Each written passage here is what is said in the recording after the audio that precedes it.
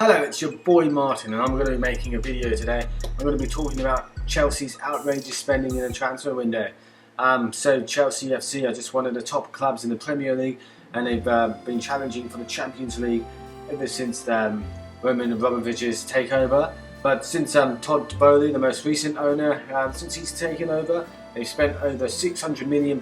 So that's just not a small amount of change, mate. Not even for the Premier League bigwigs. It is an insane amount of money in a short amount of time. So in this past transfer window that's just gone by, the winter transfer window, Chelsea have spent £323 million, outstripping the Spanish, French, Italian and German leagues combined.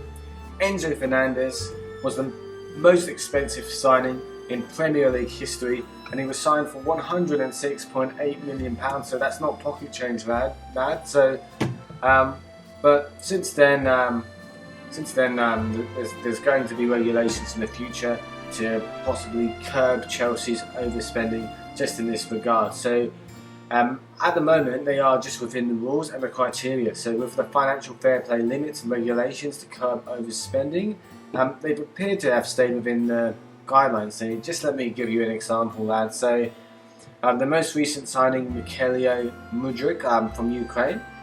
He's been signed on an 8.5-year contract, so this isn't the standard 2 to 3 year contract.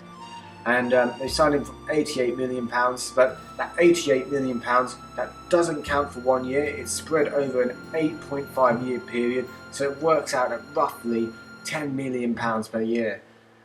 Chelsea's spending is also further limited because of just like the starting 11. You can only buy so many players to actually fit within the starting 11 of a top team like Chelsea. Of course, squad depth is important, but the Premier League also has a rule where there's a limit to 25 men squad, so you just got to keep that in mind.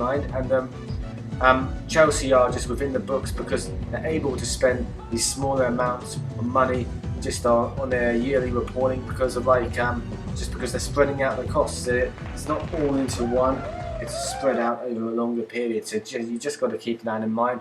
But that's just going to be closed up in the future. So there's going to be new laws and regulations basically. So you're going to be only allowed to spend 90% and then 80% and then 70% of your income on wages, agent fees and net transfer costs. So that's just very interesting. Football's always changing, football's always evolving. There's so much money in football, and I guess you don't want every single team with a bit of potential just being bought by a billionaire, because they could just so easily ditch them, like what happened with Portsmouth. So another thing you have to consider is that Chelsea cannot continue this in the long term, because each of their players could be paid a certain amount per year. Like they're on big money, but it's 7 million, 8 million, 9 million, 10 million pounds per year. So, and if you just spread that cost, it could just add so much more to the wage bill. Like for example, the wage bill could go up from 40 million to 60 million, and Chelsea would have to achieve sustained success to be able to circumvent the FFP regulations. So they have to do continually well within the Premier League, the Champions League, and the FA Cup, and just all the other competitions, etc. So they just have to have sustained success, and hopefully these players just continually improve, so that they're well worth the investment that Chelsea FC are making on them. So because it is ultimately a gamble. So Chelsea are hoping that they achieve sustained success. So let me just give you an example. So if they fail to qualify for the Champions League, they can miss up to 120 million euros, which is 106 million pounds. So as I said before, lads, not a small amount of pocket change. I don't think you're going to have that money in your pockets, lads, when you're just going off to get a Mars bar at the shop. So and qualifying for the Europa League isn't exactly good either. So for every £1 you earn in Europa League, you earn like £4.5. Well, for every £1 you earn in Europa League, as I was saying, you earn £4.5 in the Champions League. So that's just an interesting fact. You literally have teams that are making more money reaching around the 16 than, you know, actually like winning the Europa League. It's absolutely mental. So since Bowley's taken over, has the spending really surprised me? Well, I wouldn't say so. So Bowley's background is that of a private equity firm, like where they hollow out costs and try to make the business more attractive to prospective future owners. Like Todd Bowley's spending has been outrageous, and it has been the talk of the town. That's just putting it lightly. Let's say it's been talk of the world because football is a global sport, and the Premier League is literally the best and most popular league within this world, within this entire planet. So you've got to keep that in mind. We live on Earth, we know the Premier League is the most popular, and as Earthlings, as humanity, we know what I'm saying is correct. So just I'll give you an example.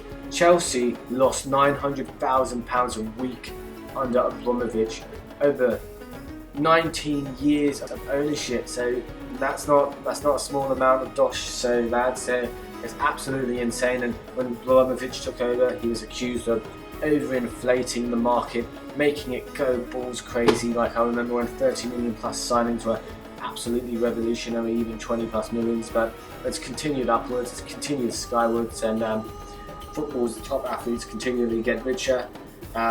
So yeah, I remember when Formula One races and boxes and certain athletes of other sports like tennis and maybe American football were making maybe decently more money than the top footballers, but that's not the case anymore. It is a crazy world and it is a crazy market. I am a Chelsea fan personally, so I think this is successful. I think it is a bit drastic, and to be honest, I am not impressed for most of our signings. So it is a huge gamble. There's a reason why clubs don't usually even offer young players 4-year contracts. They usually offer them 2 or 3 years contracts.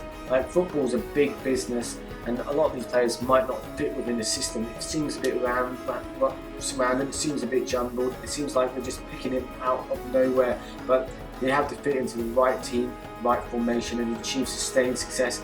And hopefully Chelsea pick out the right manager. Of course, there'll be a few people calling for Chelsea's downfall. Of course, it seems a bit drastic, seems a bit desperate. Look at Barcelona. We're not Barcelona. We don't have to sell our media rights. We don't have to sell our TV rights. Personally, as a Chelsea fan, but we'll see. Football's exciting, and I'm sure people are taking bets. Well, if it's available at the bookies. But lads, have a wonderful time. Have a wonderful life, and stay safe.